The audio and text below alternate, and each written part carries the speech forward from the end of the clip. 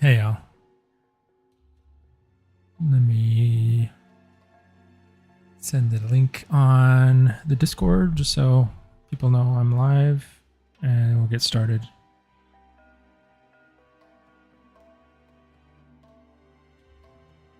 Is that right? Okay, cool.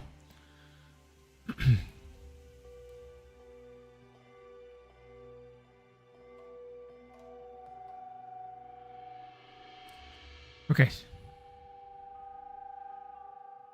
So, what I'm doing today is just refining what I established last time. This is the swamp skin for the Urano. Last time we basically did a block in, and right now what I'm doing is adding just a bit more depth, more detail, basically, just to get it closer to a final. I can show you. Like I added, so this gradient wasn't here, so I added that gradient, which I think it's in the concept. So I am following the concept, but it's slightly different in that in the concept, just it's an absolutely smooth gradient, and in here it's a little bit like speckled, which I think helps to break up the. I think it just adds a lot more naturalism to it.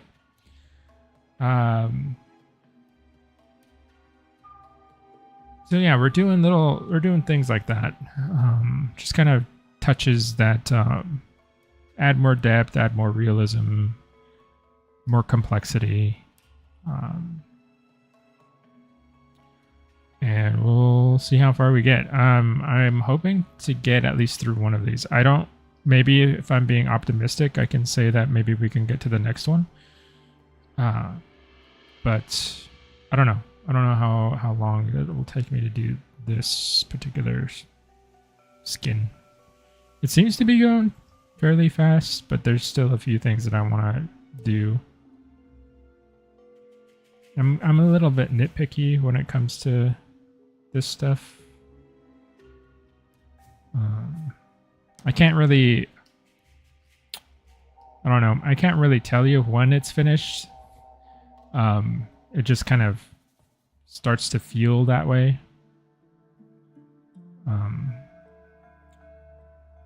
It's one of those things that you know it when you see it, kind of thing.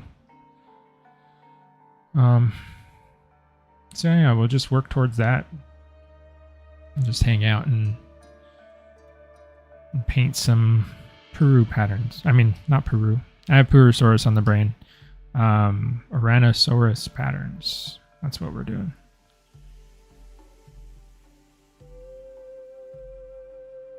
I need to get more around the eye here.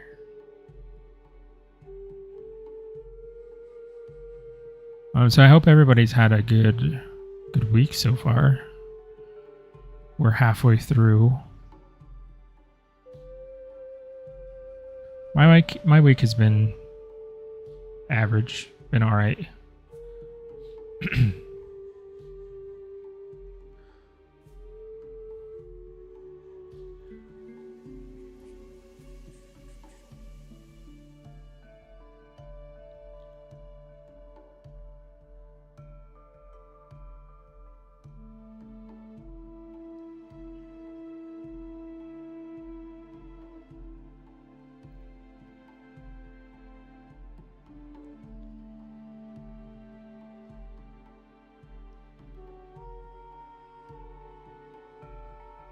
Okay. So yeah, I like that kind of speckled, this kind of speckled pattern here that's happening.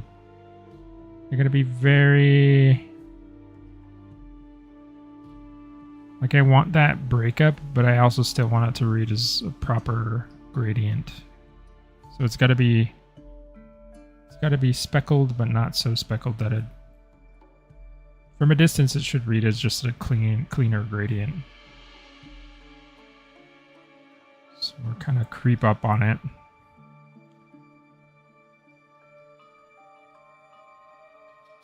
I like these really spattery brushes for stuff like this because it gives some nice randomness You can layer multiple of them. So you can get different sizes of like little speckles.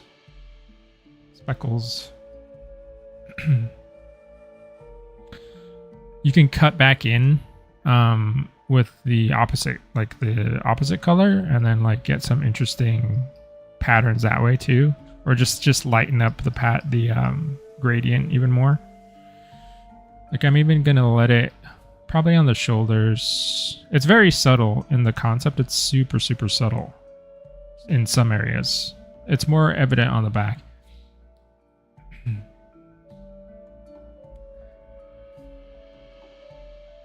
Hi Lurky. How's it going?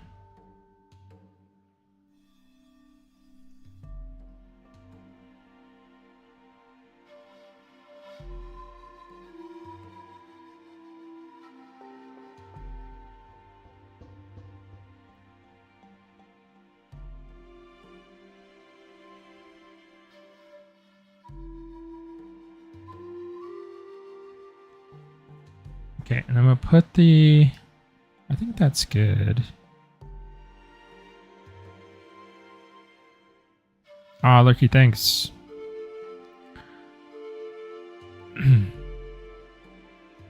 Are you catching the environment streams as well?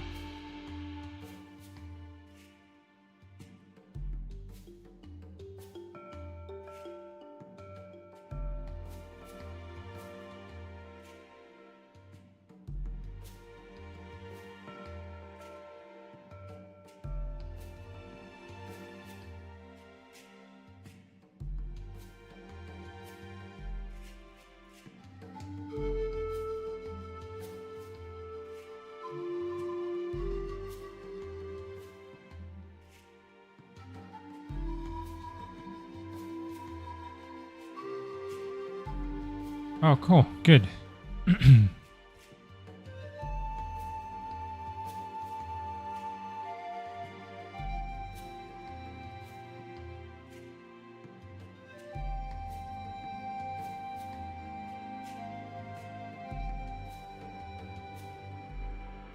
Yeah, if you have any questions about anything, just let me know. Otherwise, I'm just gonna kind of do my thing here. I think after this, we'll be working on after these next two skins are done, we'll be working on the morph shapes for the Ourano, so for the growth stages. And then after that, the Ourano is finished. Or at least my part in the Ourano is finished. There's still all the animation and all that stuff to do. Maybe the occasional new skin. But the big heavy lifting, I suppose, is finished on my side. Then we'll see what we move on to next in the next couple of weeks, I imagine.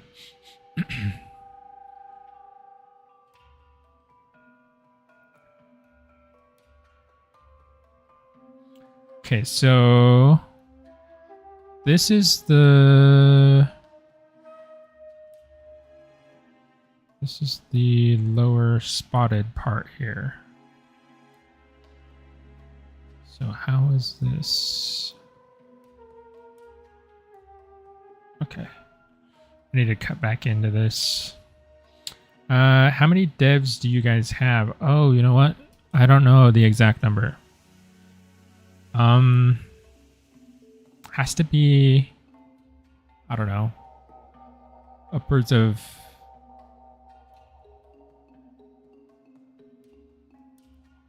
15-ish, 15 to 20, maybe. Everyone who's active. Somewhere around there. So we're just going to call this spots.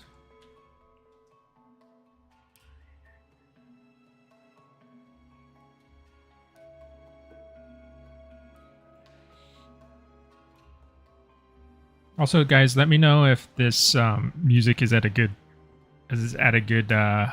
level, because it's hard for me to gauge with my headphones and stuff. I haven't quite figured out how to check that. So if it's too loud, too quiet, just let me know. I'll change it up.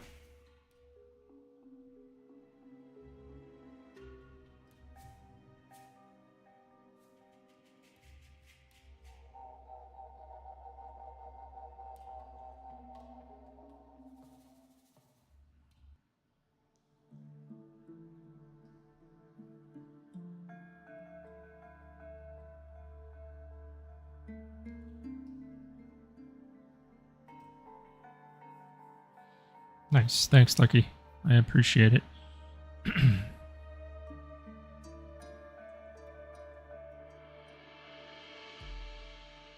Yeah, I think it's cool to see both aspects of the game dev, you know. What it takes to put into the environment, what it takes to put into the characters that go in the environment. I think it worked out really nicely. We didn't actually like plan that, I guess. I just asked Islander if he would be cool with me streaming some of the process, and he said that that would be fine. So it worked out well, I think.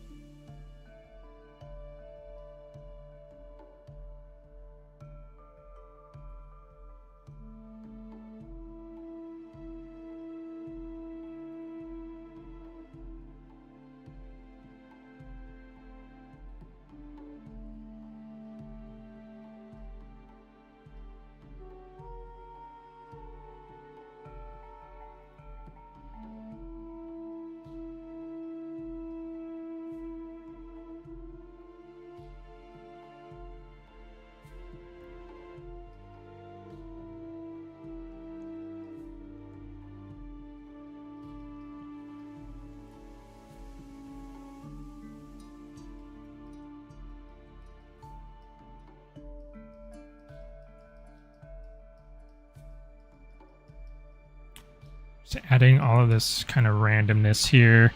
I'm kind of prepping this surface to add a little bit more. I'm kind of like breaking it up a little bit more than I need to so I can add back in. This is what I'm doing. So this might look a little bit kind of drastic, but I'm going to come back in with the opposite color and kind of refill in some areas. These areas are a little bit complex. So I prefer to like tackle them in stages rather than trying to get it all right at once.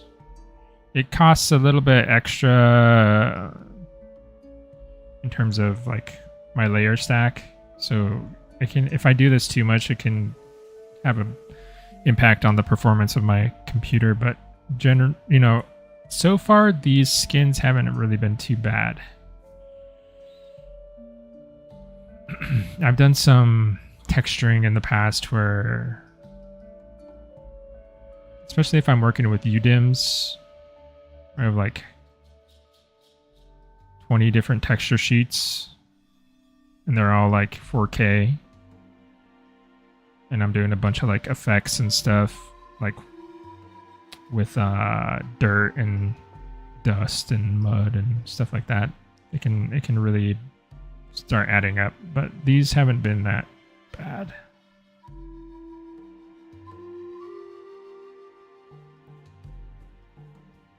You can see me adding in these spots again. I want them to be kind of sparse but bigger.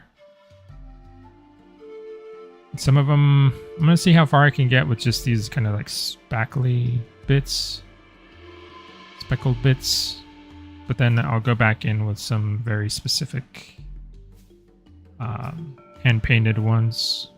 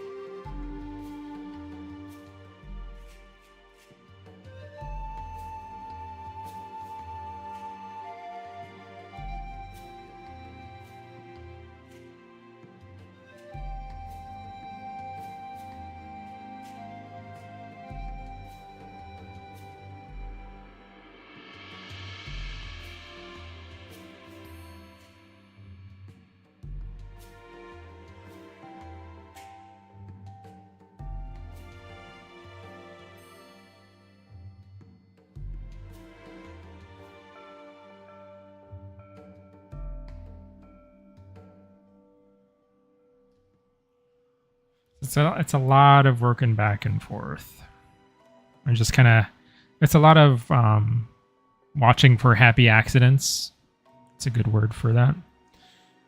I'll kind of just play around with the brush until I see like a cool pattern,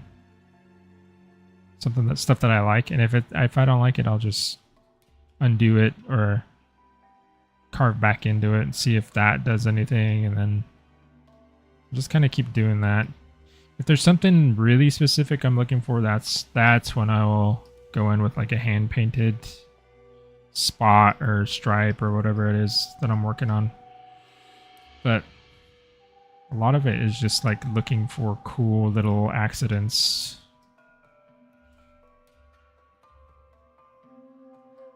How many variations of a color do I usually make?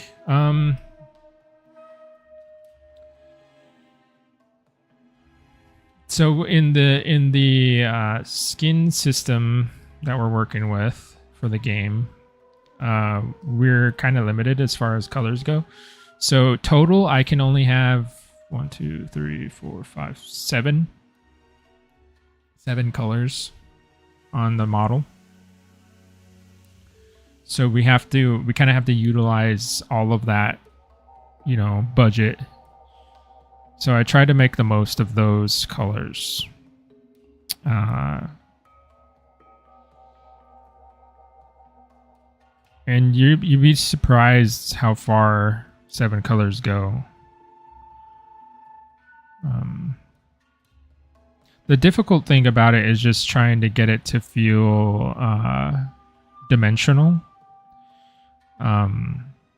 If this weren't for a game, if I were doing this for just like maybe like a personal project, or like I've done some stuff tailored more toward film, you can basically use as many variations of a color that you want. So I'll actually add even more variation to things, but here we have to kind of be very kind of conservative, but still make it feel very rich and realistic, which is honestly, it's been a kind of a challenge, but I'm learning a lot.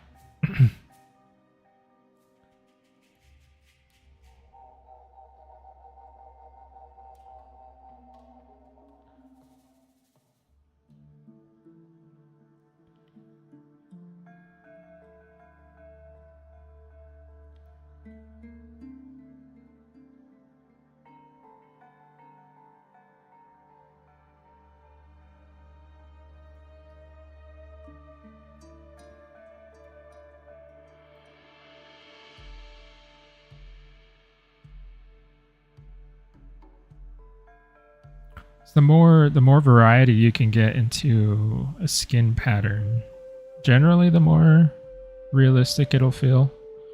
That's not always a hard and fast rule or whatever, but generally, sometimes if you go too far with it, it'll make things look really messy. So you definitely have to control it, but that's one of the keys to making something look natural is variation.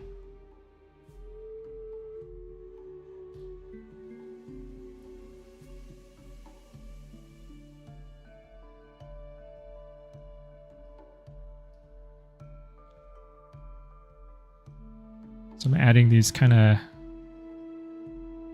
areas that cut back into the gradient there.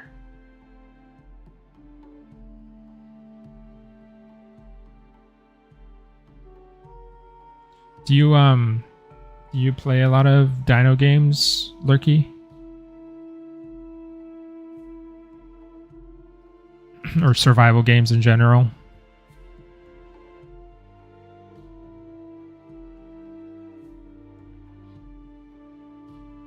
I'm curious as to what brought you to Echoes of Extinction.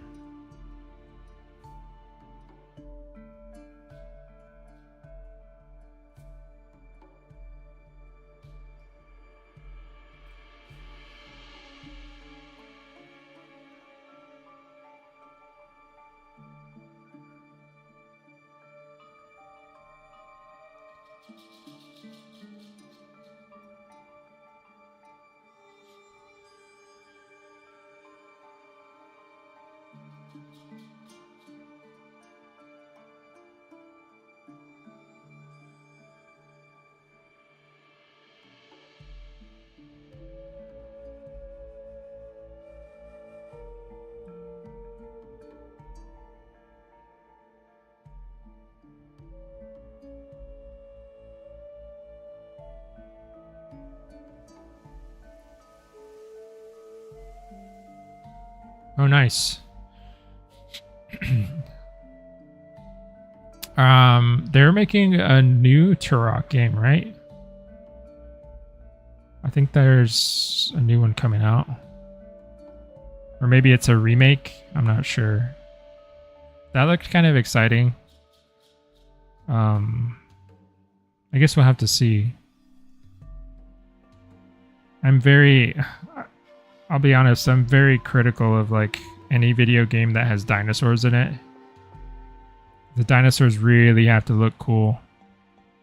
Because if they don't, they ruin like the whole thing for me.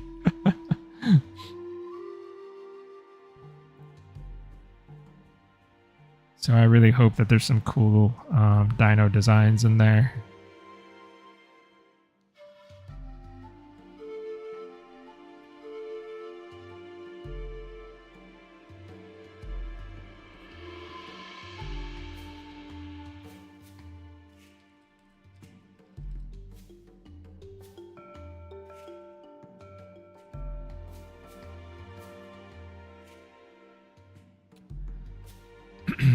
Oh, a Dino and Dragon game fan. Nice.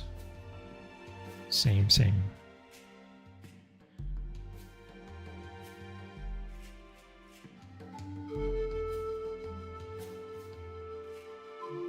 Dragon games, I also wish there was more of.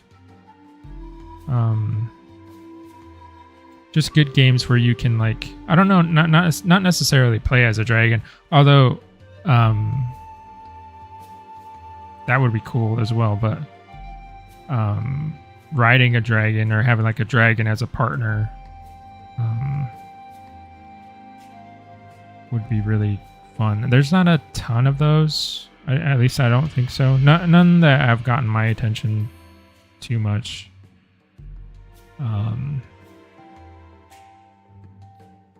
I remember there was a game on the PS2 that I played when I was younger. It's called Draken, the Ancient Gates. Then that game always stuck with me because I just feel like it kind of fulfilled that like dream of being able to ride on a dragon in like an open world. I don't think very many games have achieved that since then. Not like that, I don't think. I mean, there's like Drakengard, which was fun in its own way, but it's not necessarily like it's not necessarily what I wanted, you know, because you're like fighting in arenas, so you're restricted, and it's like mission based, so you're like going from setting to setting. You don't always get to call your dragon in either. So that was a little bit of a bummer there. I'm trying to think if there are any others. There was a game called Lair that was on the PS3, I think. I think a launch title for the PS3 that looked like it was promising, but I don't think that game was really well received.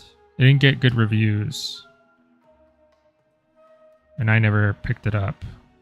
So I don't know actually how it was if it was good or not.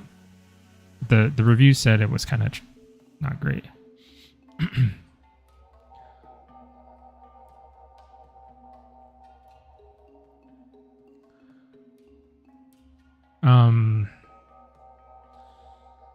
I'm hoping. What's the game? It's supposed to be coming out at the end of this year, I think. Crimson Desert. I think that's the name of it. I'm hoping that game has some cool dragon riding sort of combat stuff. They've shown it off in the trailers and things like that.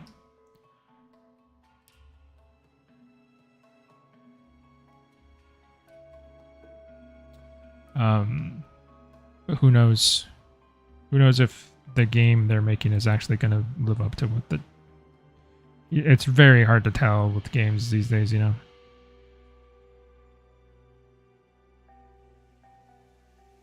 I think they've hyped that game so much that they really have to deliver on what they said it was, you know, or else people are going to be pretty angry. I think gamers more recently are really losing their patience with these game studios doing stuff like not delivering on what they said their games are going to be. I'm in that group as well. It's very annoying.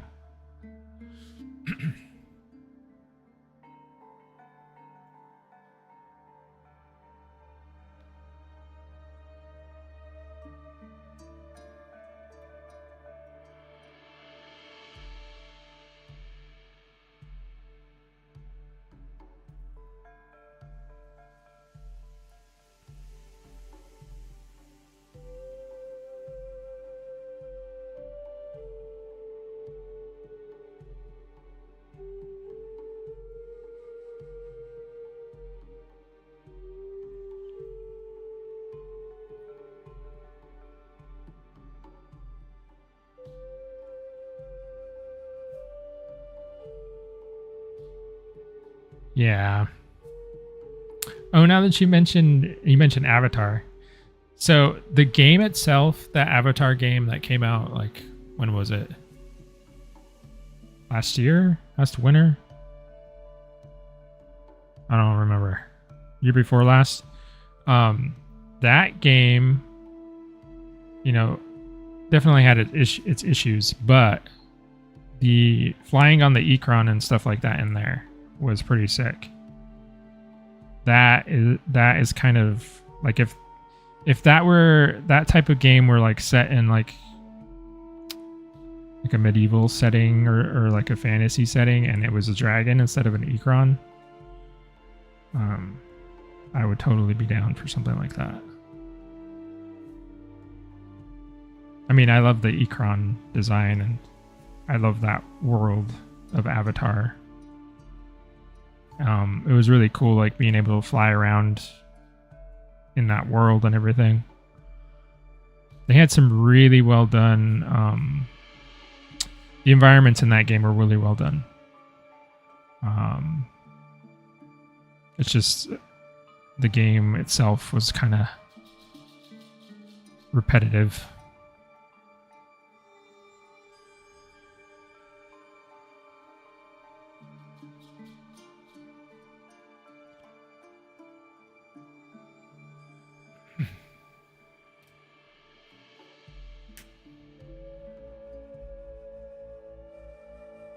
I mean, my webcam is good to go.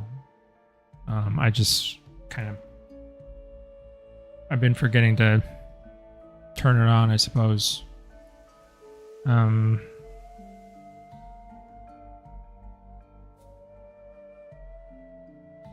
I don't know. I didn't think about it this time.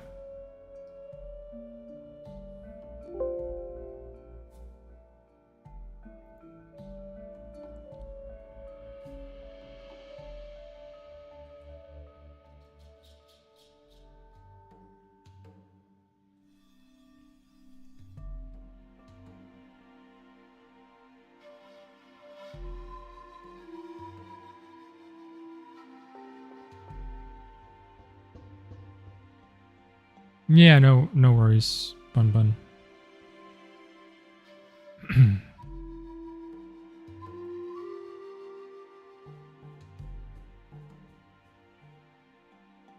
Sometimes it does like freak out, and it doesn't for whatever reason. Like when I go into like meetings and stuff, sometimes the webcam doesn't activate for whatever reason, and I have kind of an awkward setup where like my webcam is behind all of my monitors and stuff. So like trying to get back there to, if I need to unplug it and replug it in, it's kind of a pain. So sometimes I'm just lazy and I don't do it.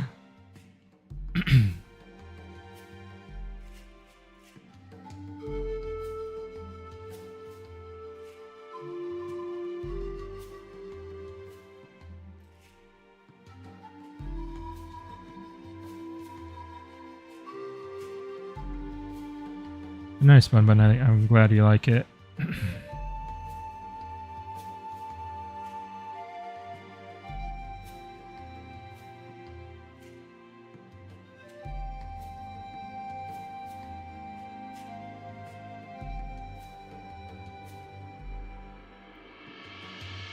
I hope you're doing well.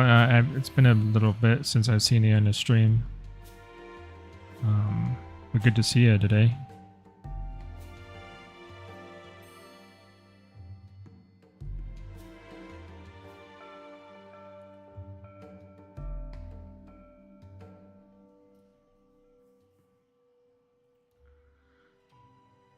Yeah, I think you'll be able to see it soon. Hopefully.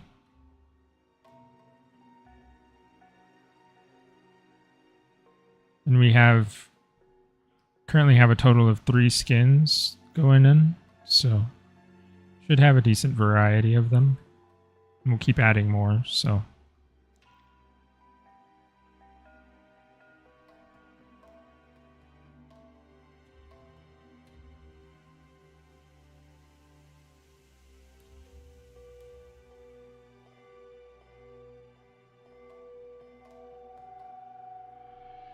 Nice. QA is necessary.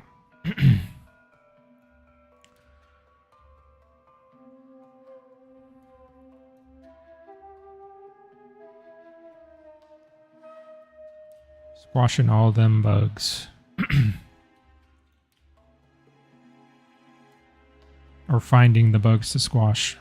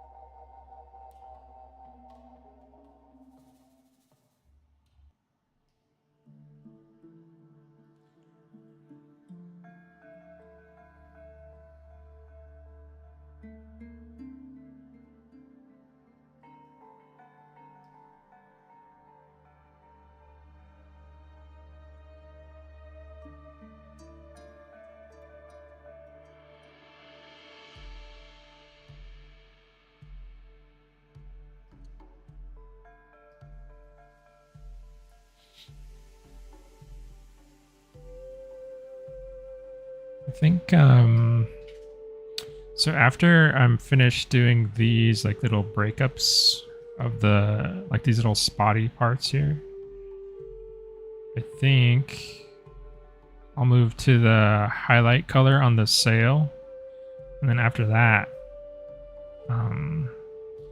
pretty close to done. So we'll see how long that takes me. And then the female version is pretty simple. It's just this, but without the orange on the top of the sail. So this turns off.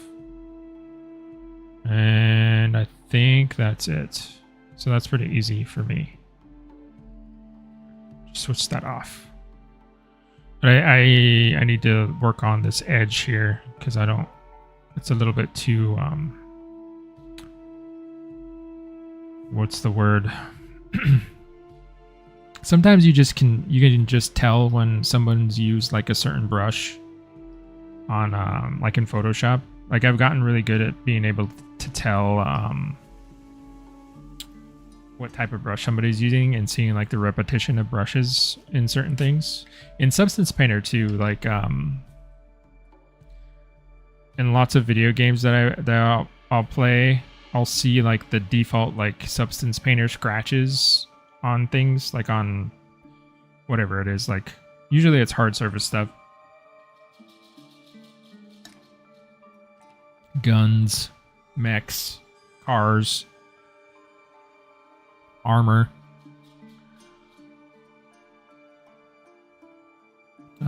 But I always think that I don't know. My personal preference is just that I want to go back in there and like hand paint certain aspects of that, so that way it feels less at least less obvious that it's like a preset, you know?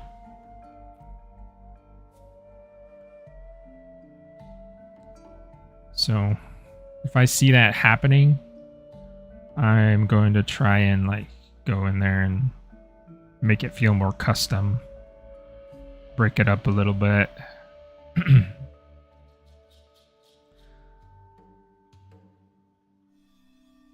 Or even just make an entirely custom thing myself and use that instead, you know. I've made several. Usually I haven't gotten around to doing all of the resources that I want to do, but I've made several like custom either brushes or materials, stuff to combat that kind of thing.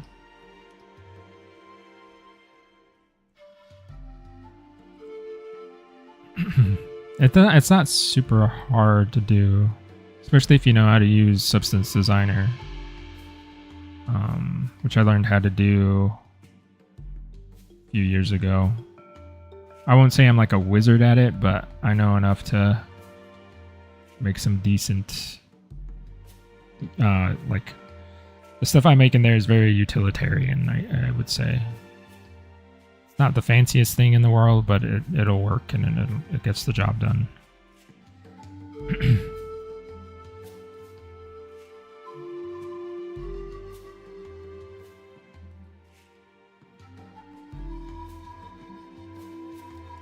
Yeah, Bun, if you see anything.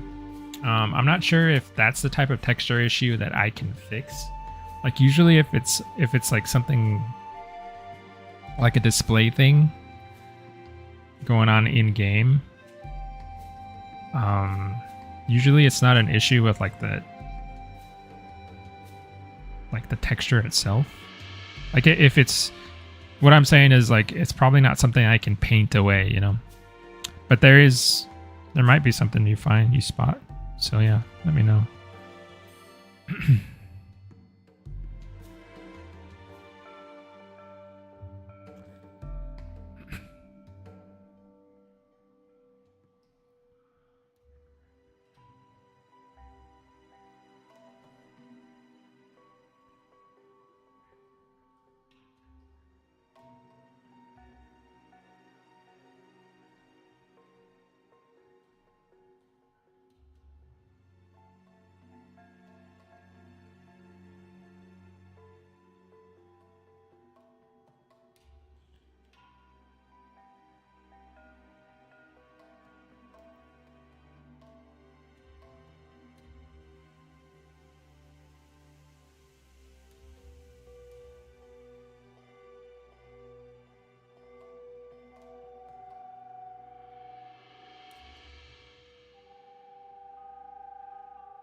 Oh, it's a game called Draken the Ancient Gates.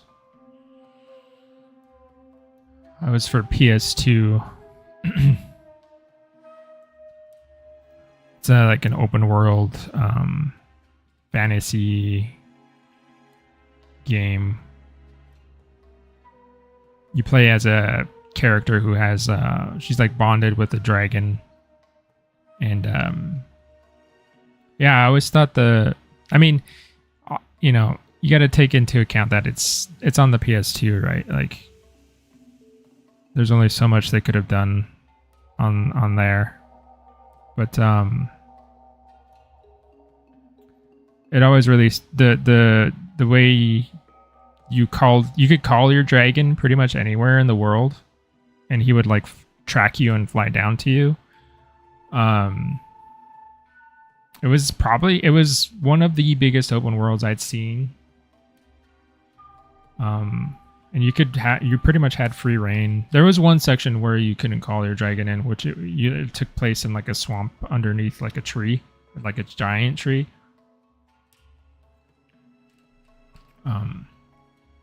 Or maybe it was a cave. I'm not sure. Anyway, other than that section, you could call him whenever you wanted.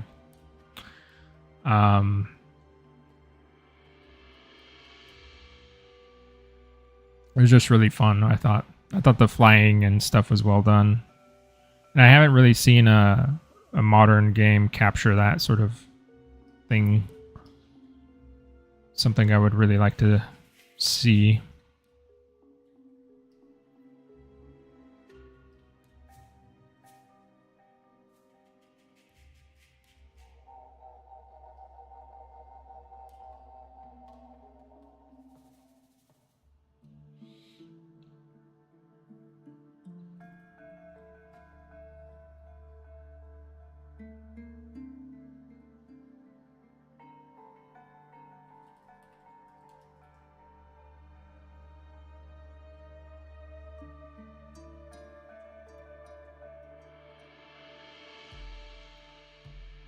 Day of Dragons, huh? Is that there was like a dragon game a while ago that kind of got into a lot of trouble. Is it that one?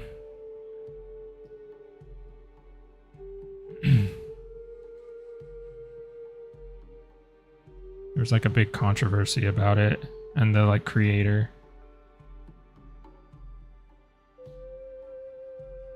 I don't know if that ever got resolved or what happened to that stuff, but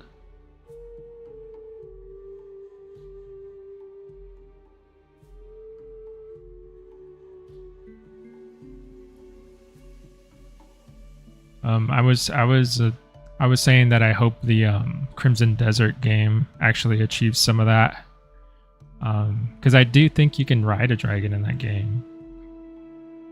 I don't know how that comes about. Whether it's just like a one-time thing or if you can actually like tame one or something.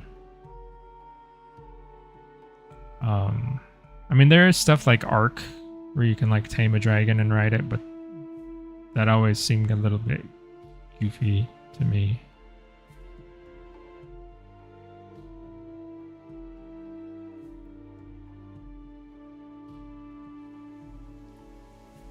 Just like, I mean, like aesthetically, like I don't think Ark is the vibe I want to play, you know. It's not the aesthetic that appeals to me.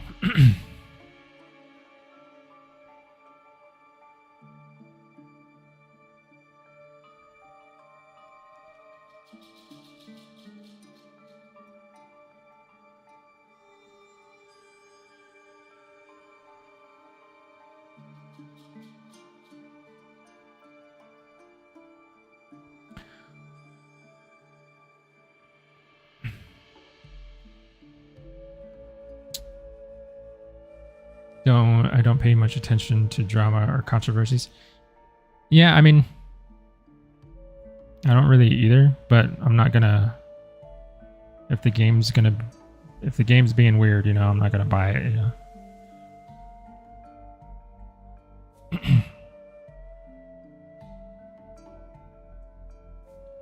If it affects my wallet, then I do care a bit.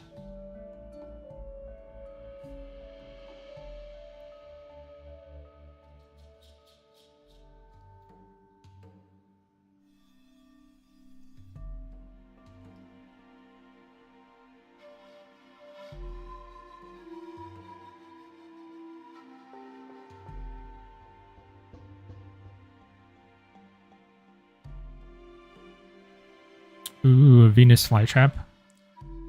That's pretty cool.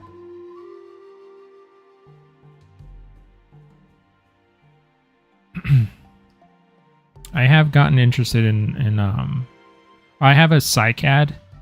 Like I like I have a few plants that I've been growing for a while. I have a cycad. I think cycads look really cool. And I really like ferns. And I have a Boston fern and a sword fern that's been growing really well. But a carnivorous plant would be really cool to take care of. I don't know if I trust myself. Seems like they might be a little bit harder to take care of.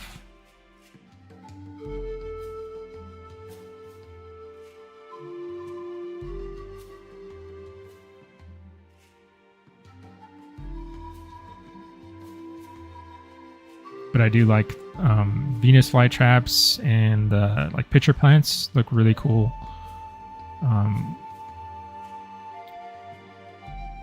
It'd be awesome to have one if I could take care of it properly.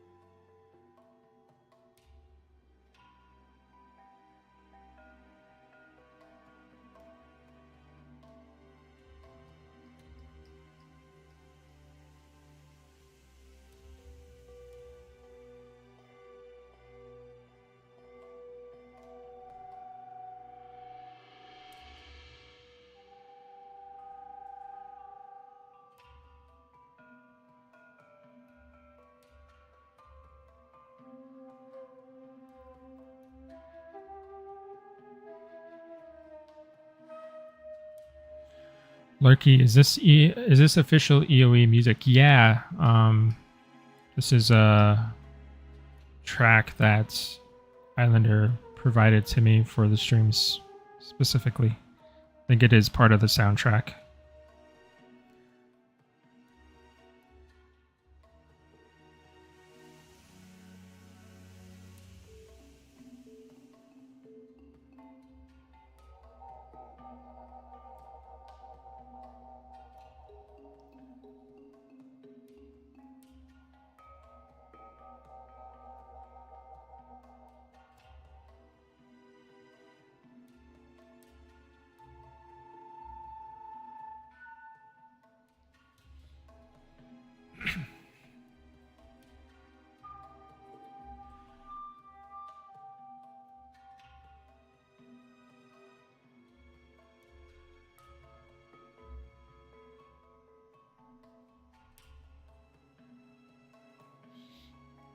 Yeah, it sounds like a bit of a setup, Bun, but I don't know. I might look into that. It sounds interesting. Wouldn't mind, learning how to take care of them properly and have one here. But it's really cool that you're getting into that. I hope you were able to find what you needed.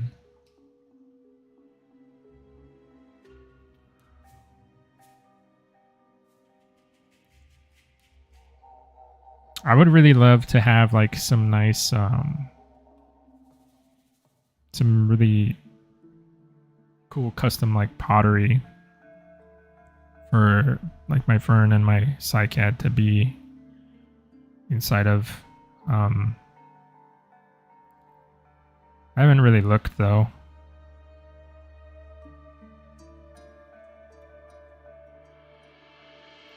There's some really cool looking stuff out there. There's actually a lot of artists around my area that do pottery and stuff, so maybe I could ask one of them to make something cool, or maybe just find something that they've made.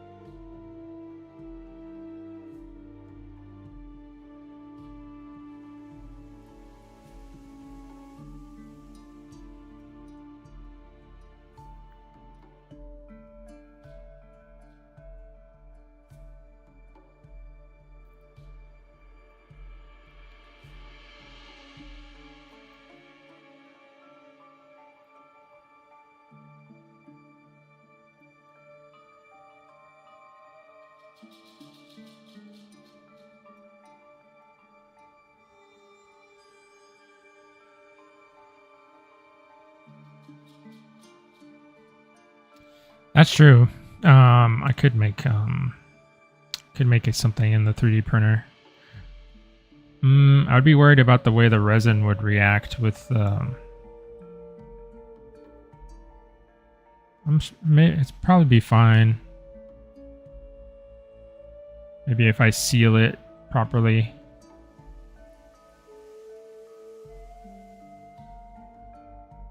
My printers are resin printers. That's the thing. Or maybe if it was just like an FDM printer with just some like ABS or something, it would be fine.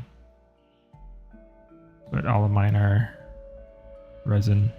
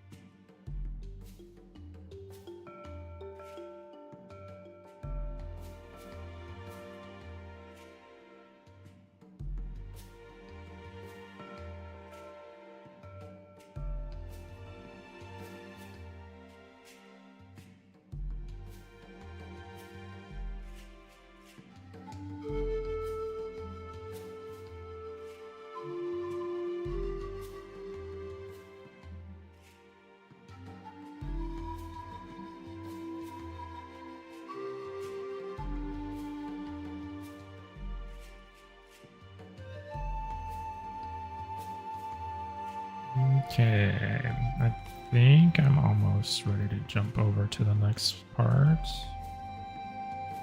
Just need a little bit more here on the thigh.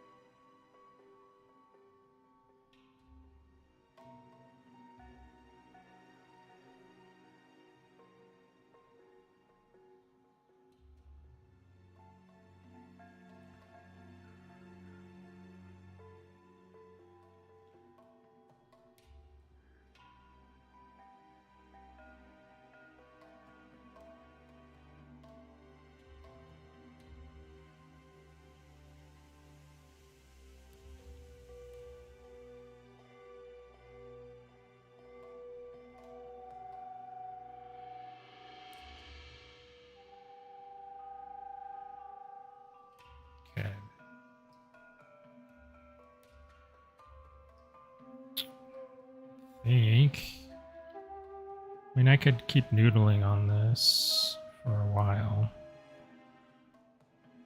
But I think this is the gist of it.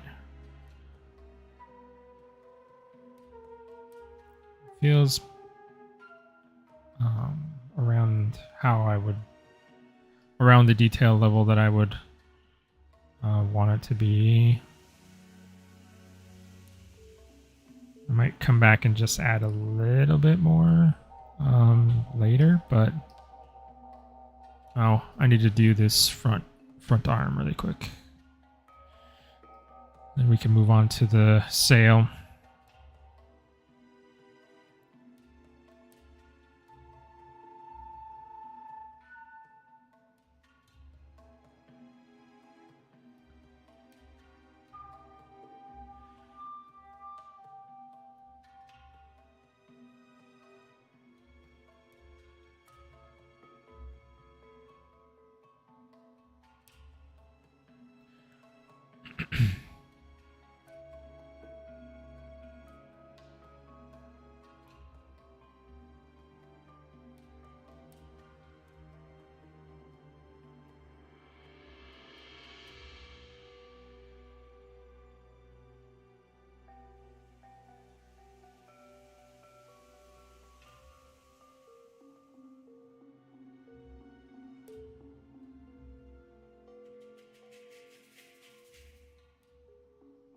Ah, silicone. Okay.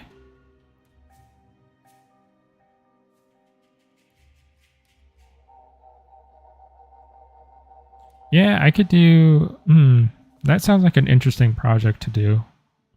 Because I could print something and I could always make a cast of it. And then...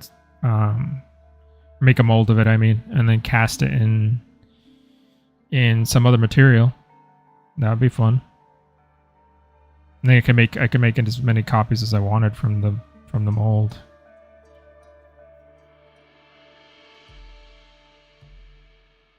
That could be cool.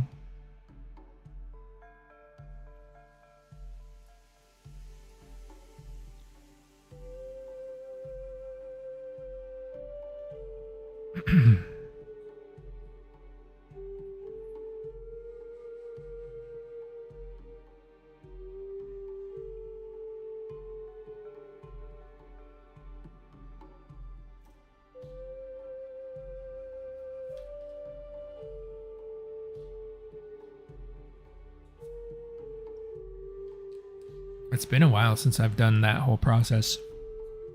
Probably pretty rusty. But it'd be an excuse to get back into it.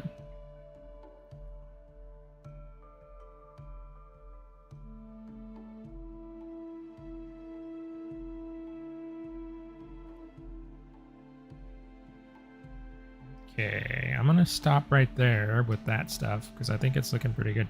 I'm just gonna go into this display, this like bright color orange here. We're gonna add some detail on this one. Mask. Okay.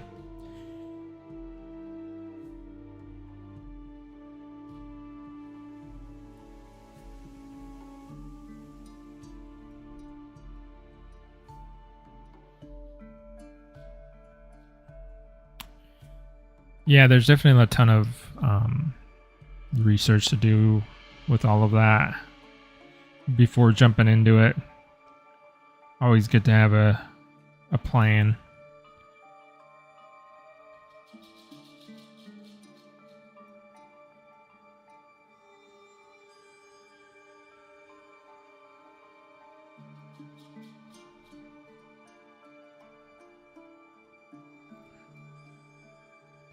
So for this, I'm just gonna make like random kind of spots.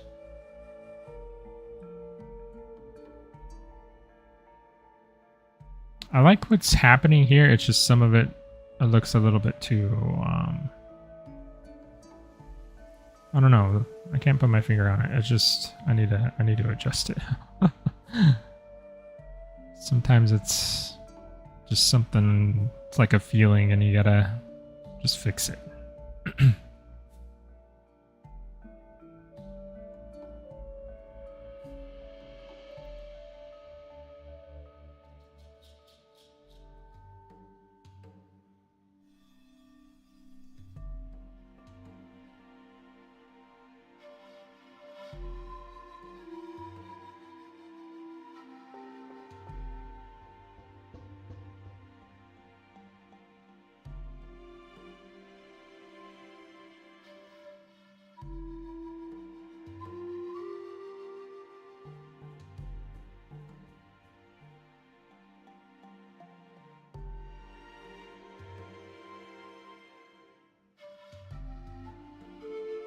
Yeah, it's just something that you can't quite put your finger on, but you'll know it when it happens, you know.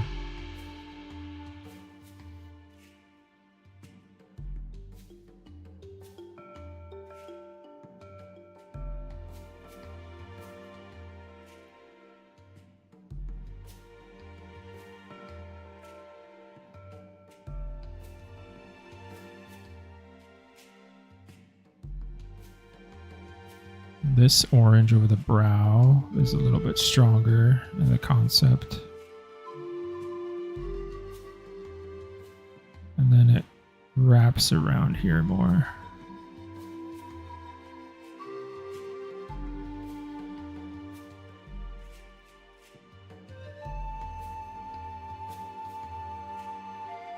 And then we'll come back in here and carve it up a little bit so it doesn't look so soft.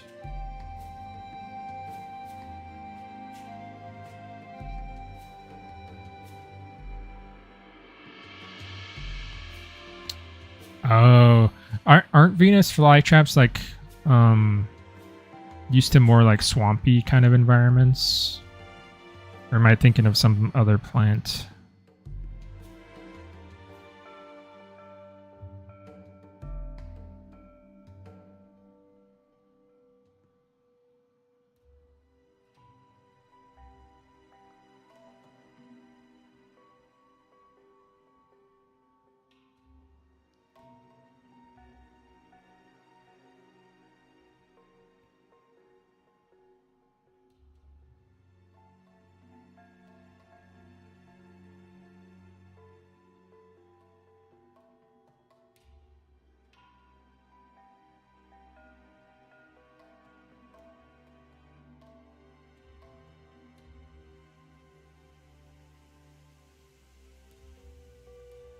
Ah, okay.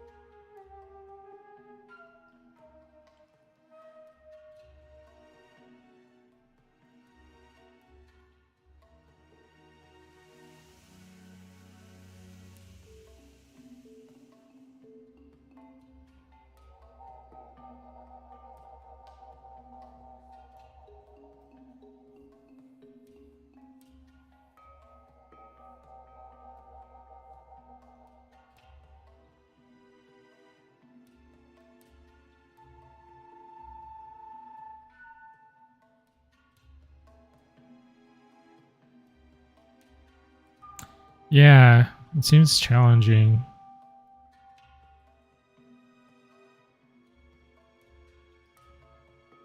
But I bet you it's pretty rewarding once you see the plant doing well.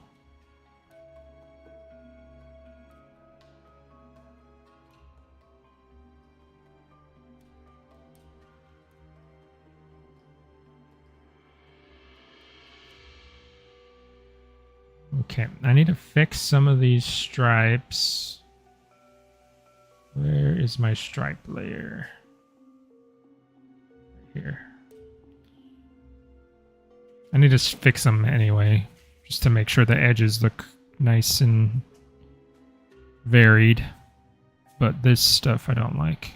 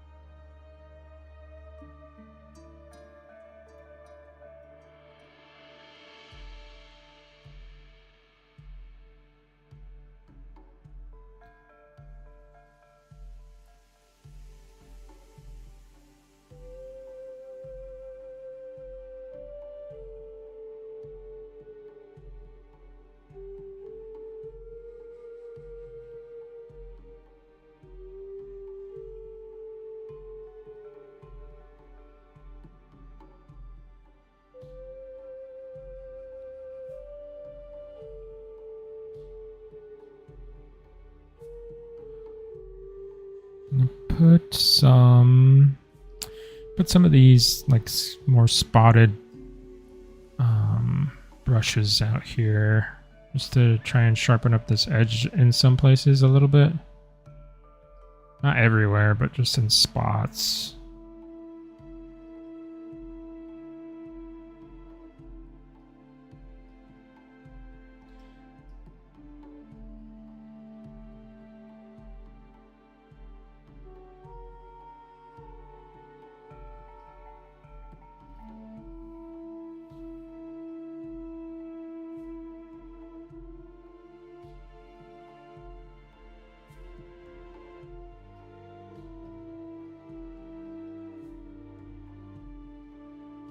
Do you name your plants, Bun Bun?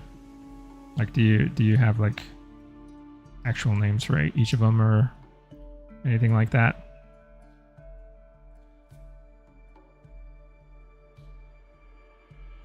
You calling it Goober. I just thought maybe that was his actual name.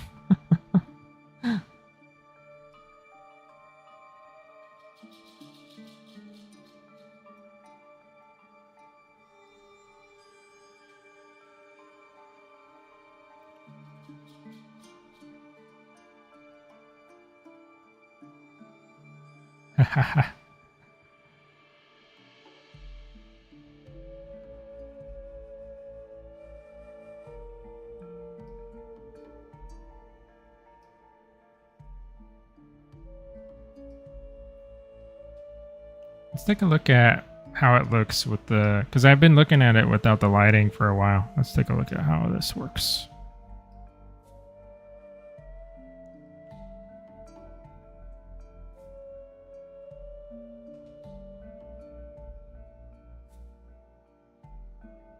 I think that adds a lot of cool depth there.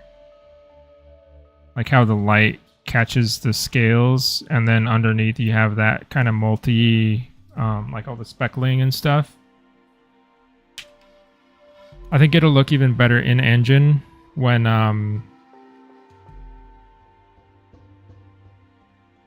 like all the cavity and roughness stuff is applied. I mean, we have some of it here, but it's like an approximation. It's not like actually what will happen in game.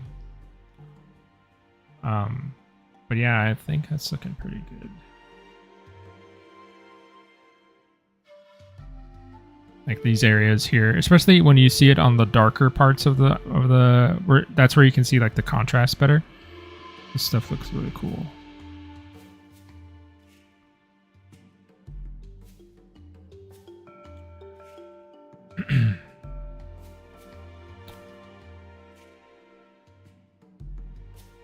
We'll try and texture on it like this for a while, just because looking at it through the like base color version of it sometimes can get a little bit exhausting.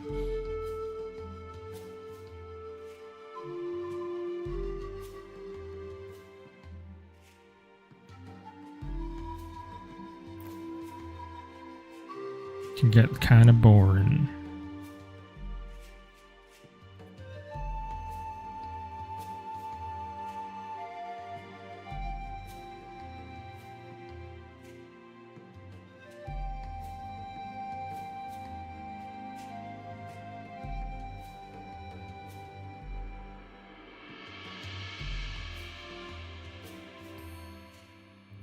I'm gonna brush over the midline too, because the one thing that's nice about Substance Painter, especially when you have these like organic brushes, if you brush over the midline with them, they're not mirrored perfectly.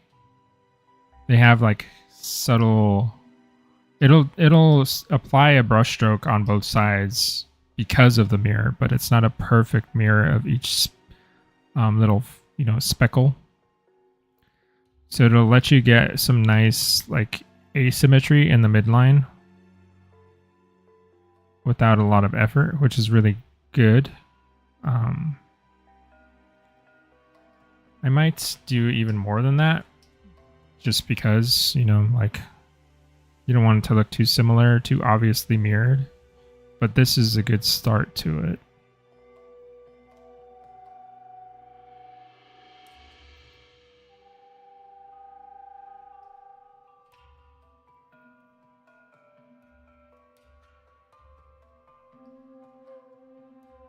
And the cool thing about it is it does it the whole way. Like, you know, if I brush on this part of the body, it still does it.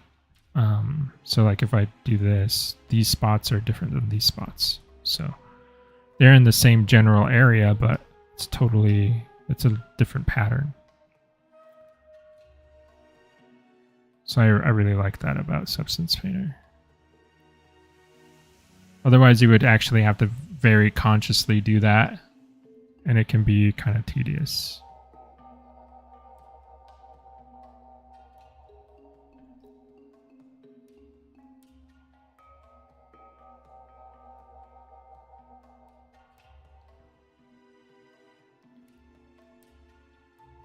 Let's brush a little bit bigger.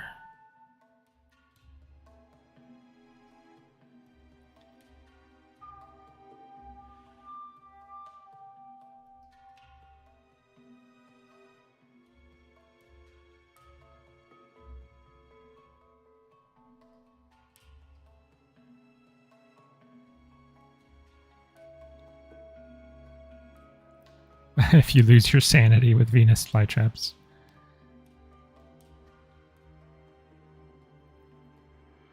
It sounds more like you're becoming a Venus flytrap expert, which is cool.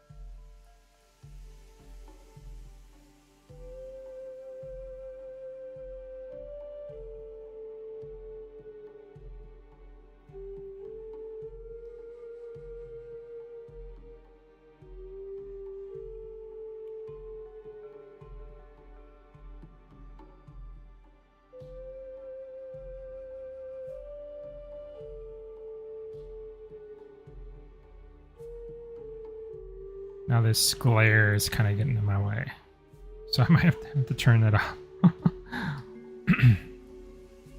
I go back and forth so often.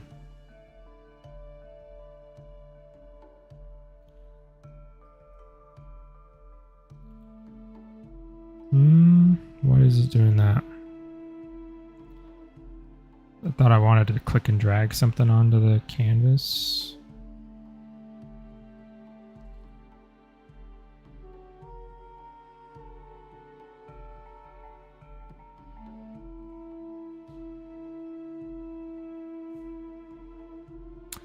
I'm thinking, but I'm not sure. I'm thinking I might go watch the new Jurassic Park movie this weekend. I haven't decided exactly yet, though. I just feel like it'd be a good idea to just get out and do something. I feel like I've been cooped up in the house for a long time. We went out to watch the new Superman movie last Friday. And I actually really liked it. I don't know. I'm not like the biggest Superman fan. But the movie seemed like, well, I had a good time watching it. I don't know what everyone else is saying about it. I did like that there was a kaiju in there. That helped a lot. And the doggo that's in there is really cool too. It's really funny.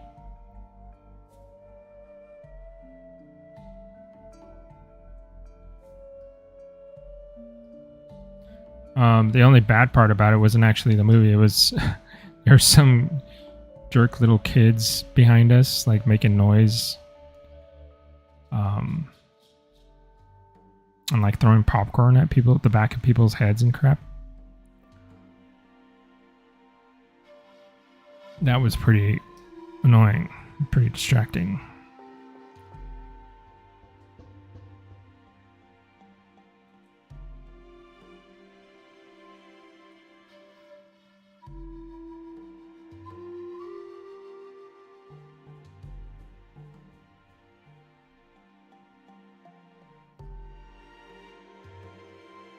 It's like you never know how to react in those situations because, like, you want to tell them something, like to knock it off, but then it's probably more trouble than it's worth because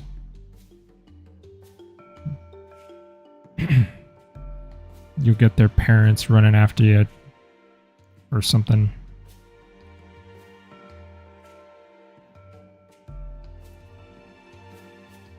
My mind always goes to like the worst case scenario in those things, because you see all kinds of those like weird like Karen freakouts on YouTube and stuff. So I always think that any sort of conflict in public is going to end up that way. It would be pretty ridiculous. But hopefully that doesn't happen if we go watch Jurassic Park. Otherwise, we're just gonna have to go find a different movie theater.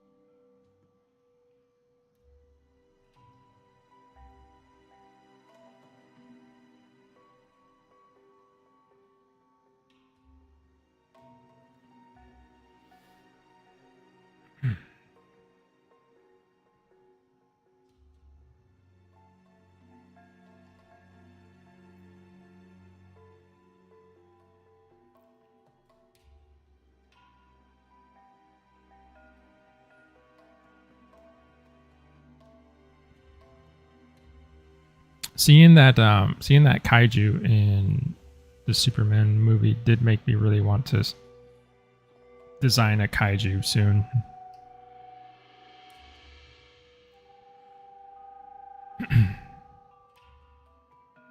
Because it was actually really well done, I think.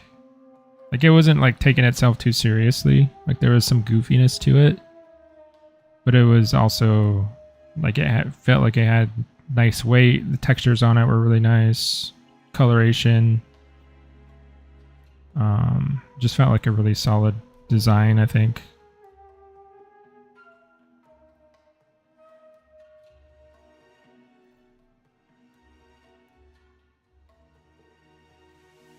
I actually felt kind of sympathetic for it in a weird way, because it had eyes that were very like expressive.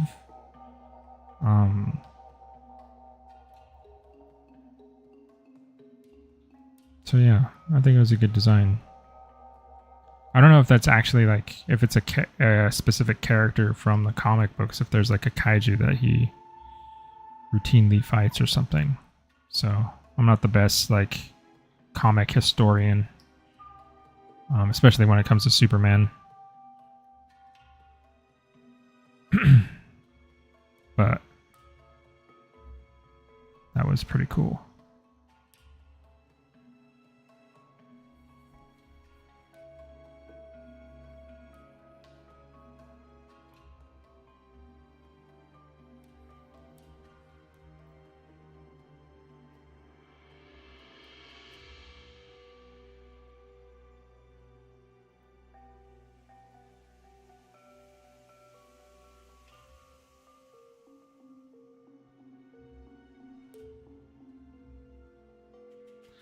No worries, Bun Bun. I was just talking about my going to see Superman.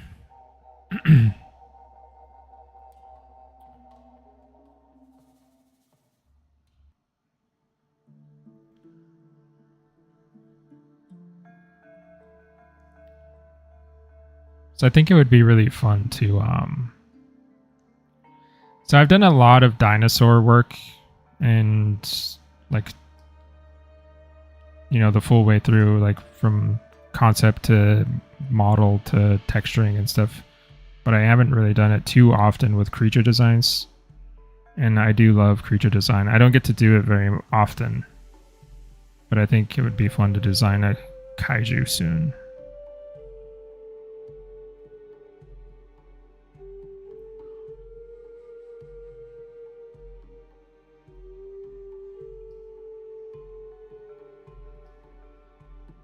Just completely, and there it's been a while since I've done something like purely for funsies. Usually it's because I'm like trying to revamp my portfolio or like something that's related to something, professional stuff. But this would just be because I want to do it. I think I need to do more of that kind of thing.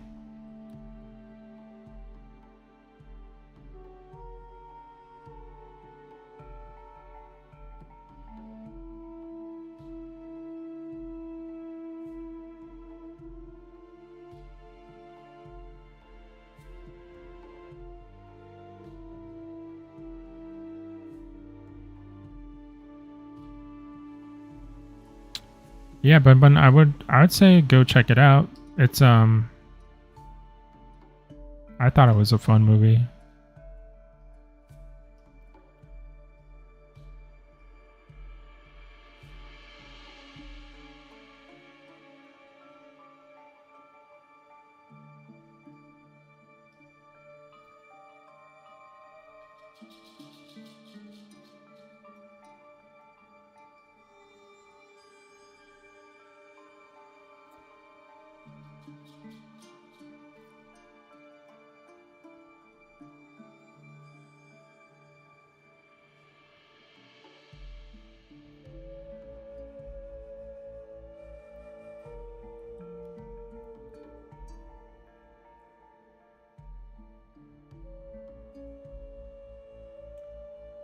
Thanks, Turkey.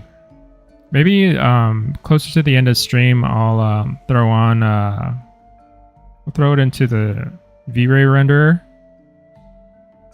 and we'll see how it looks in there. Hopefully, it doesn't crash the computer.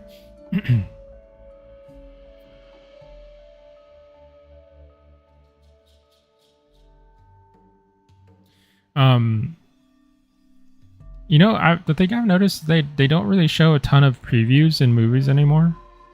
Like I remember going to movies and they would have like, I don't know, 4 or 5 previews before it would be a good like 15 minutes at least before the movie would actually start. But now they show like 1 or 2 and then movie starts right away. Like for this one, they showed the preview for a new Tron movie, which I didn't know was even being made. That was really surprising. I did like Tron Legacy. A lot of it had to do with the soundtrack, to be honest. I really like the soundtrack from that movie. I don't think that the music in this one will be as good as that one.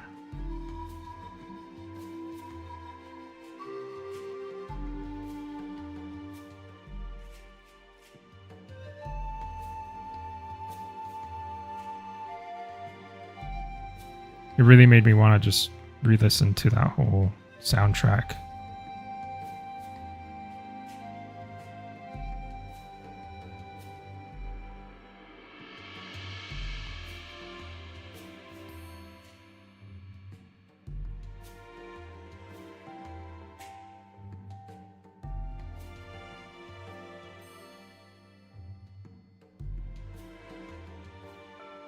Okay.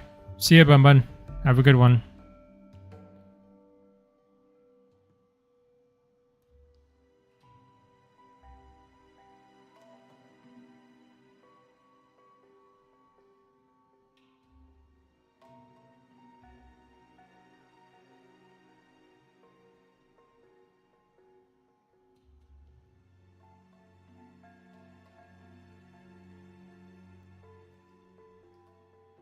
Just make sure this is working all the way down. There's some of this stuff was feeling just a tiny bit blurry. Sharpen some of this stuff up and add a little bit more in there. A little bit more info.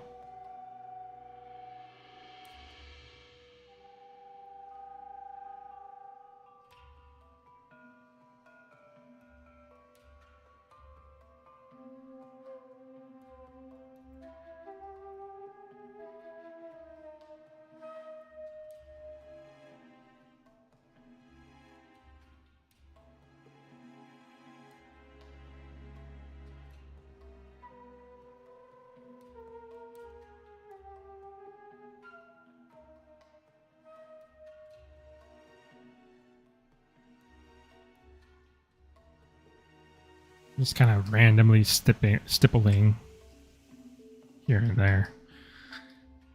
I'm trying to keep it within like a certain zone, you know, up here, basically like outlining the top of the spine, but every now and then it's nice to just get a little random spot outside of the bounds, you know.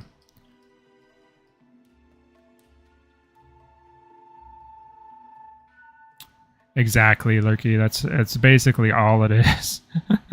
That's what all of this is. Until you find something that looks interesting and like kind of satisfies what the needs of the texture are. Yeah, that's basically all of it. You summed it up pretty well there.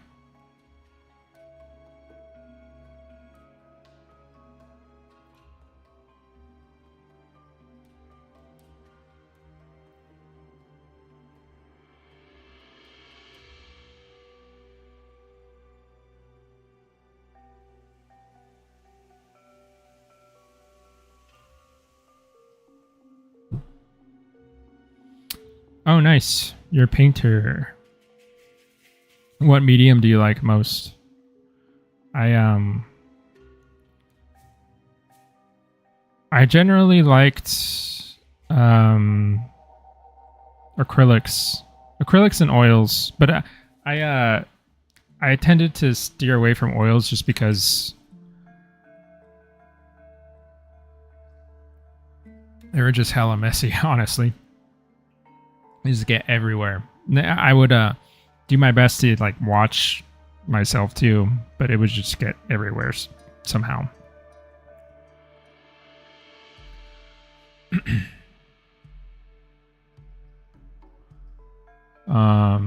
I've also, I mean, watercolor's good too. I like watercolor.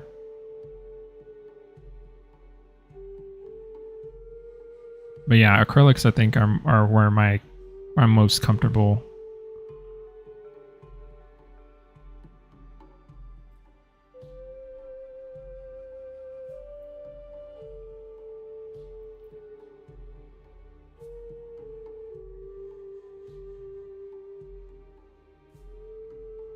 What do you like to paint?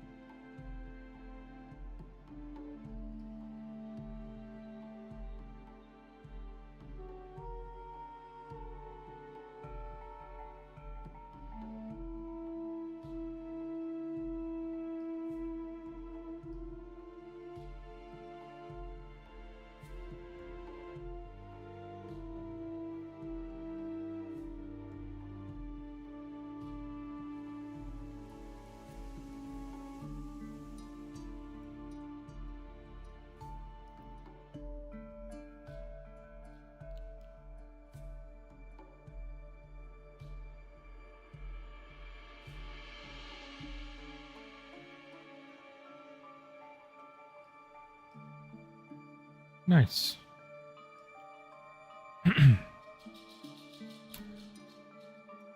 It's been a long time since I've done any traditional painting. Like a long time.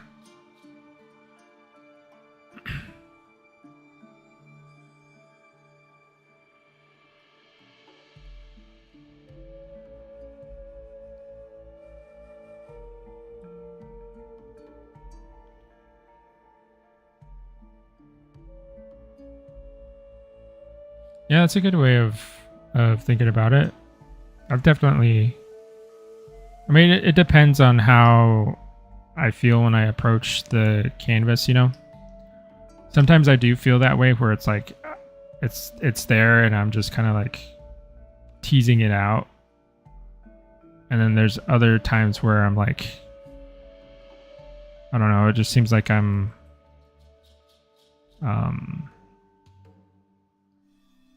it's just more difficult, you know? It sways back and forth between like very fluid, like nice and easy creation type stuff, and then like very regimented, like planned, you know, structured stuff.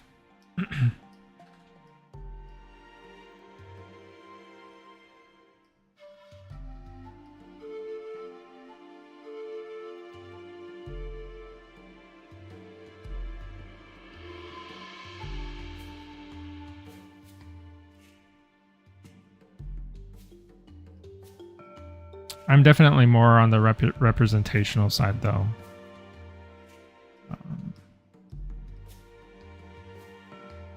That's where a lot of my time was spent painting. I never painted a dinosaur, though, or like a creature. And I did paint like a... I did this thing. It was kind of dumb at the time, but ultimately I ended up benefiting from it because I think I learned a lot. It was for my figure painting class in college.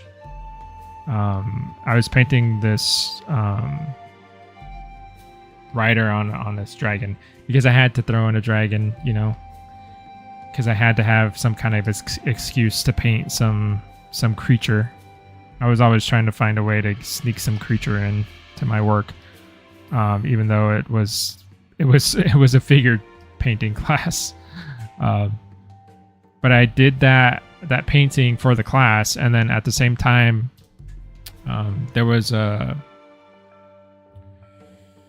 art submission call for submissions to Spectrum, and my friends and I really wanted to submit, but there was no way I was going to get my traditional painting done in time, because you have to like...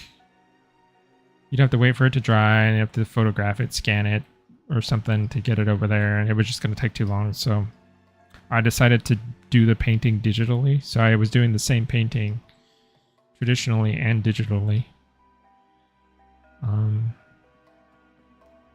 Yeah, and that was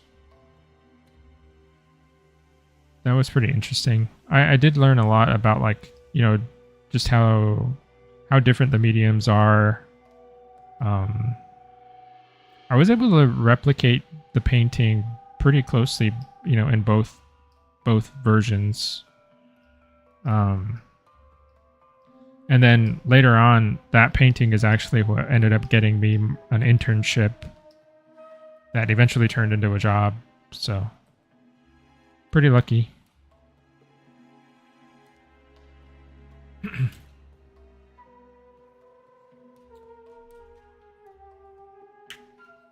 I went to college for illustration, actually. That's where, like, my my academic training is. It's in illustration.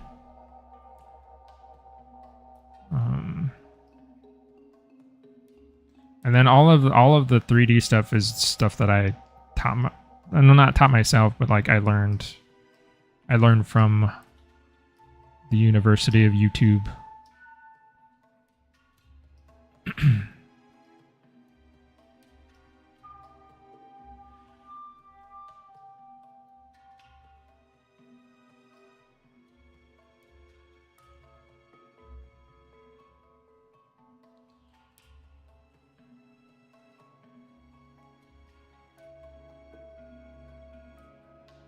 Actually, at the time when I was learning ZBrush, there wasn't a lot on YouTube about it. But there was like, one of the tutorials I watched was from 3D Total. I don't know if they actually still have that website up, but that's where I learned it from. I learned it from,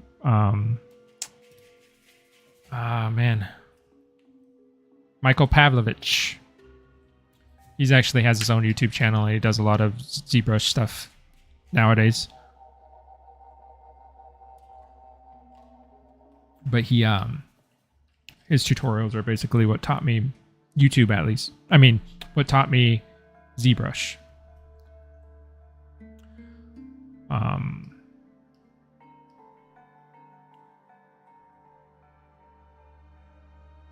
And then gradually, yeah, YouTube had more and more stuff, so I was able to learn how to use like Blender and Substance Painter, stuff like that.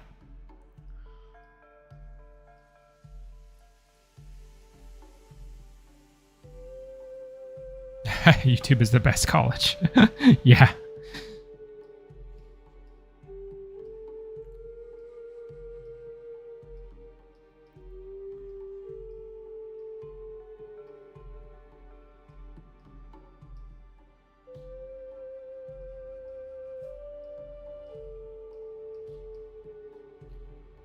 I think somewhere around there is where I'm gonna stop playing around. Let's see what I can do here. There might be a little bit that I can work back and forth on here, but I'm pretty close, I feel like, to finishing this up. Just kind of being nitpicky.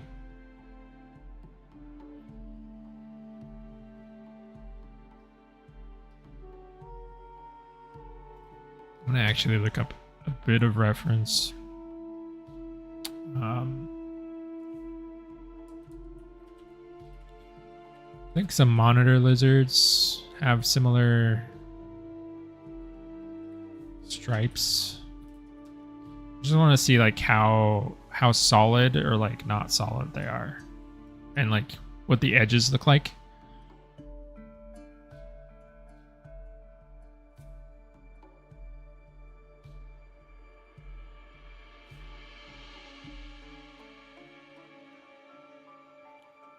Like how clean are they, you know? How clean are the edges? Are they super, super solid and crisp, or do they get blurry, or are they like torn up a little bit? Stuff like that.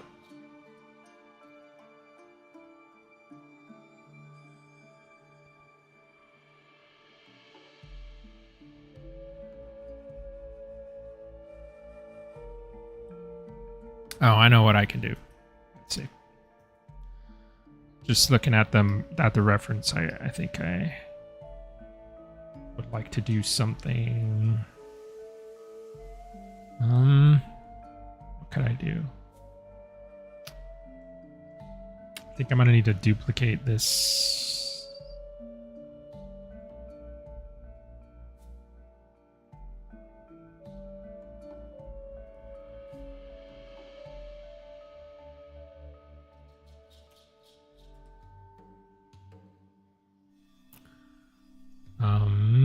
How am I gonna do this? How am I gonna do this? Let's take a look at this mask.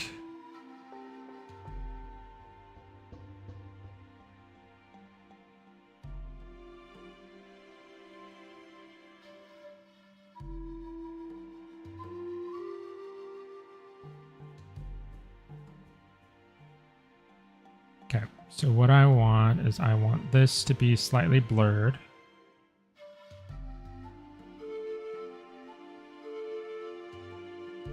Blur it.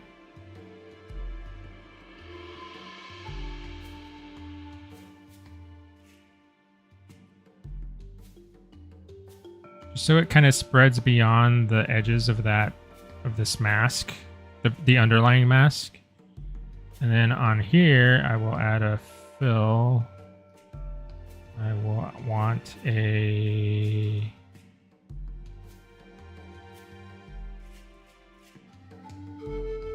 the curvature mask on there. And then we will multiply. Let's see what it looks like on the material.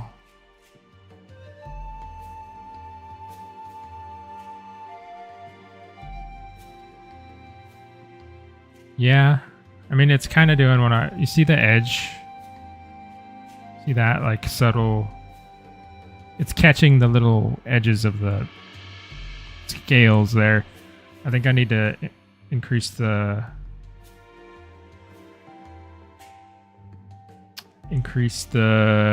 intensity a little bit.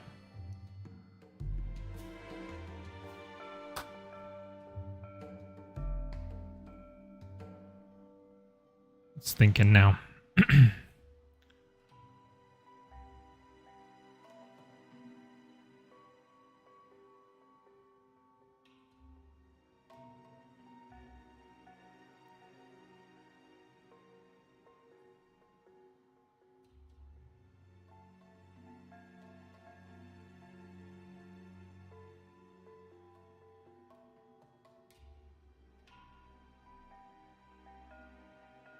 Yeah, see, that's what I want.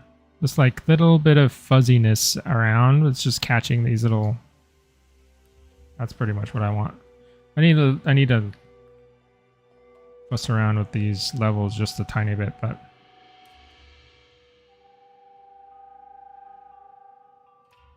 I think that's a nice way to add some quick little variation there.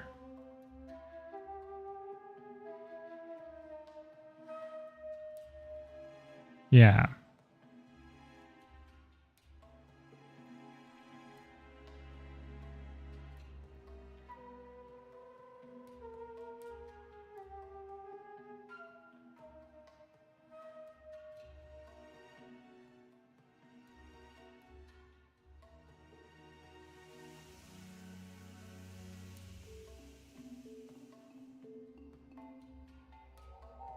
Yeah, I think that'll look pretty good.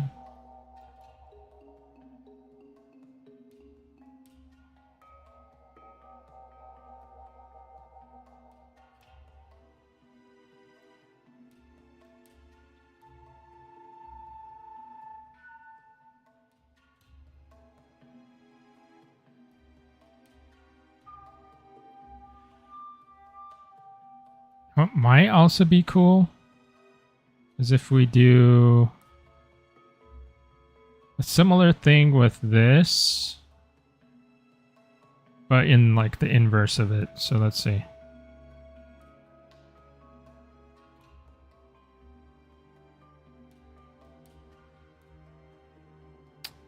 We want it to be underneath here.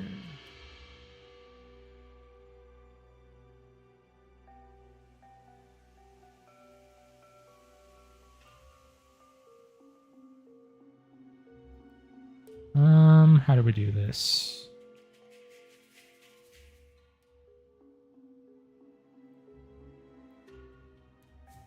I might actually need to control it independently.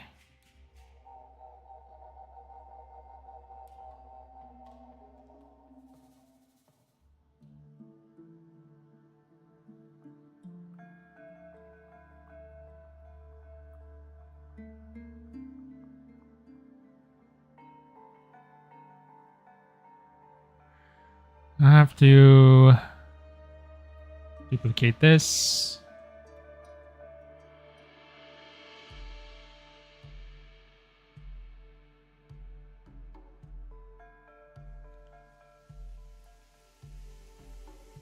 Enable this red mask too. And then we'll do it on this one. Because if I do it someplace else, if I do it on the other one, it's gonna start fighting me.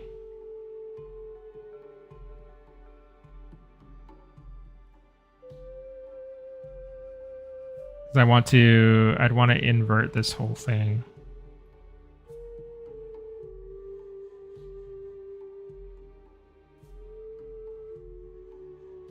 And then we're gonna make it pretty harsh.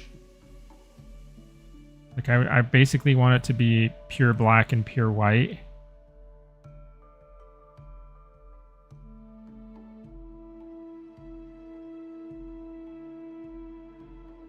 then that should be it. It's gonna be peeking through the whole thing though, is the thing.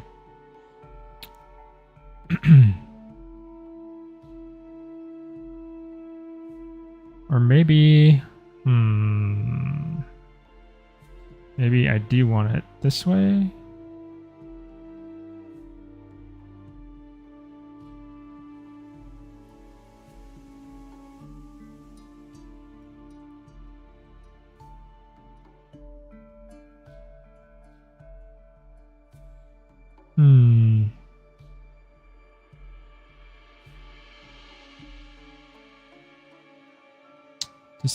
Decisions.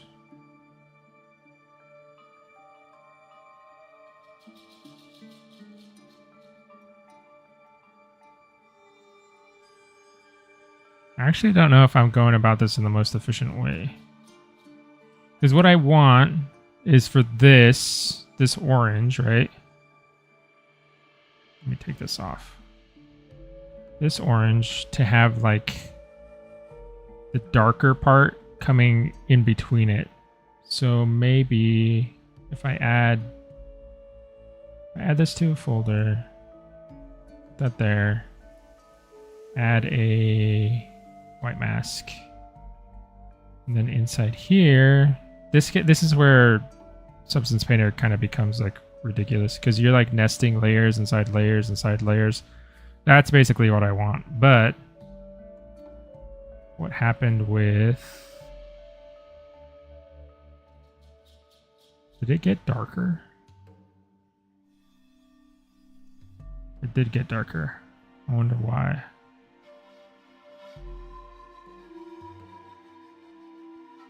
I think it's because it's kind of gray and not pure white. So if I crank this up,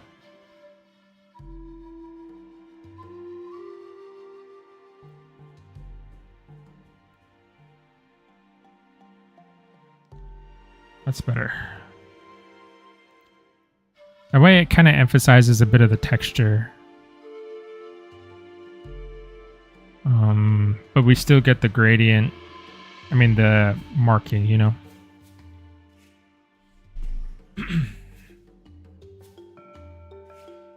Henry, hello.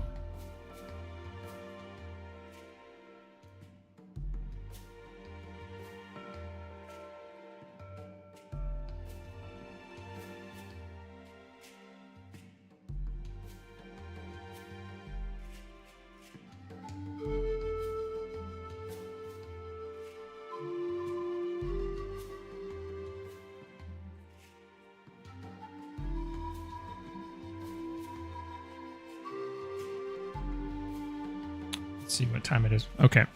I have to wrap it up soon. But let's take a look at it in a proper... I mean, it won't be exactly like it would be in game because the game isn't going to render this like iRay would. But, you know, we'll just check it out anyway because it's fun.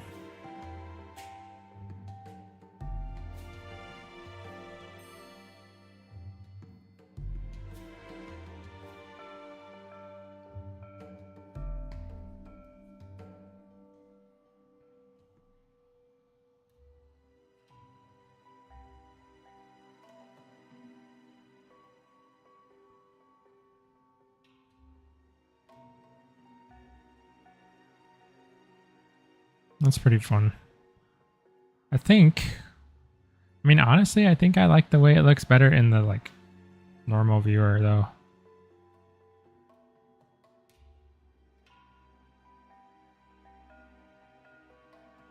Is that the normal viewer will be more closely to what it looks like in Unreal Engine?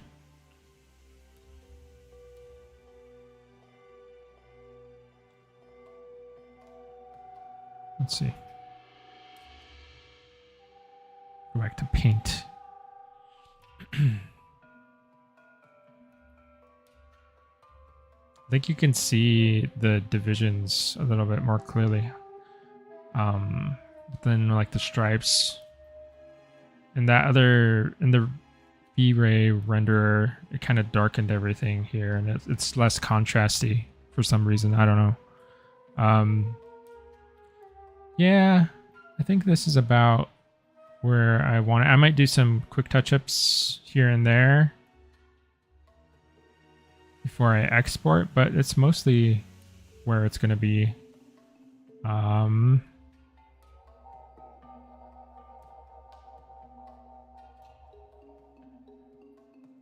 Yeah. Cool. So maybe next week we'll be working on the other one, or we might be doing something totally different. Who knows? We'll see how it goes. But thank you, everyone who's been watching today. I appreciate it. I have another stream on Saturday at 9 a.m. PST. If you guys want to come and check out what I'm doing with the Purosaurus, we should be getting into texturing that guy. Made a lot of progress with him last week.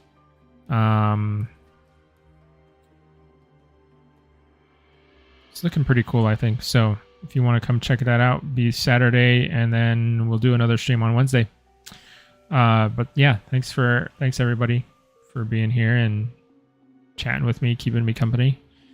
And I'll see you next week. Okay, have a good one. Bye.